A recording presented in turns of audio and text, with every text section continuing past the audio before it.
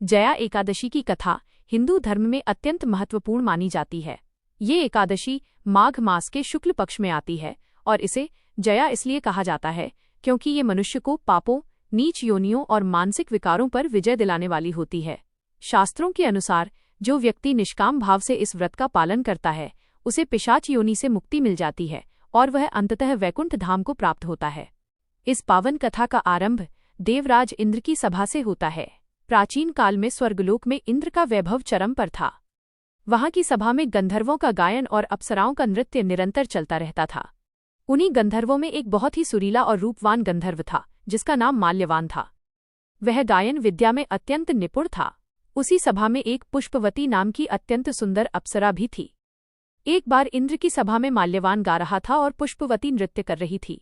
नृत्य और गायन के इसी क्रम में दोनों की दृष्टि एक दूसरे से टकराई और वे परस्पर काम मोहित हो गए। प्रेम के वशीभूत होने के कारण माल्यवान का गायन लड़खड़ाने लगा और पुष्पवती की लय ताल भी बिगड़ने लगी। वे दोनों इंद्र की मर्यादा और सभा के अनुशासन को भूलकर एक दूसरे की आंखों में खो गए। देवराज इंद्र ने जब यह देखा कि सभा के नियमों का उल्लंघन हो रहा है और प्रेम की आसक्ति के कारण उनके मनोरंजन में बाधा उत्पन्न हो रही है तो वे अत्यंत क्रोधित हो उठे।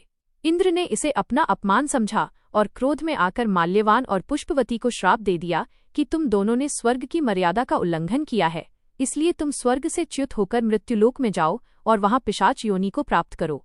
इंद्र के इस कठोर श्राप के प्रभाव से दोनों तुरंत ही स्वर्ग से गिरकर हिमालय की दुर्गम घाटियों में पिशाच बनकर रहने लगे। उनका सुंदर रूप भयानक आकृति में बदल गया और उनका जीवन अत्यंत कष्टमय हो गया। पिशाच योनि में उन्हें न तो ठीक से भोजन मिलता था और न ही नींद। हिमालय की कड़कड़ाती ठंड में वे बिना वस्त्रों के व्याकुल रहते थे। वे रात भर जागकर अपने किए पर पछताते और भगवान से प्रार्थना करते कि कब इस दुख का अंत होगा।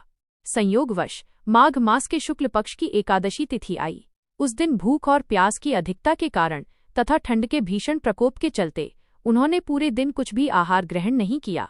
दुख और पश्चाताप में डूबे रहने के कारण उन्होंने अनजाने में ही निराहार रहकर जागरण किया। उन्होंने केवल फल फूल खाकर ही समय व्यतीत किया और रात्रि भर भगवान विष्णु का स्मरण करते रहे। अनजाने में ही सही, लेकिन माल्यवान और पुष्पवती ने जया एकादशी का पूर्ण विधि विधान से व्रत कर लिया था। अगले दिन द्वादशी की सुबह होते ही भगवान विष्णु की कृपा से उन दोनों का पिशाच शरीर छूट गया और उन्हें पुनः अपना दिव्य गंधर्व और अप्सरा का स्वरूप प्राप्त हो गया। वे वापस स्वर्गलोक पहुंचे। जब इंद्र ने उन्हें पुनः उनके पुराने स्वरूप में देखा तो वे आश्चर्यचकित रह गए। इंद्र ने उनसे पूछा कि तुम दोनों इस क्रूर श्राप से कैसे मुक्त हुए। तब माल्यवान ने विनम्रतापूर्वक बताया कि भगवान विष्णु की अनन्य कृपा और जया एकादशी के व्रत के प्रभाव से ही हमें इस कष्टकारी योनि से मुक्ति मिली है। इंद्र यह सुनकर प्रसन्न हुए और उन्होंने उन दोनों को पुनः स्वर्ग में स्थान दे दिया। जया एकादशी का महत्व यही है कि ये अनजाने में किए गए व्रत से भी मोक्ष प्रदान कर सकती है। ये व्रत मनुष्य के भीतर की तामसी प्रवृत्तियों का नाश करता है और उसे पवित्रता की ओर ले जाता है। जो लोग इस कथा को पढ़ते या सुनते हैं उन्हें अश्वमेध यज्ञ के समान पुण्य प्राप्त होता है।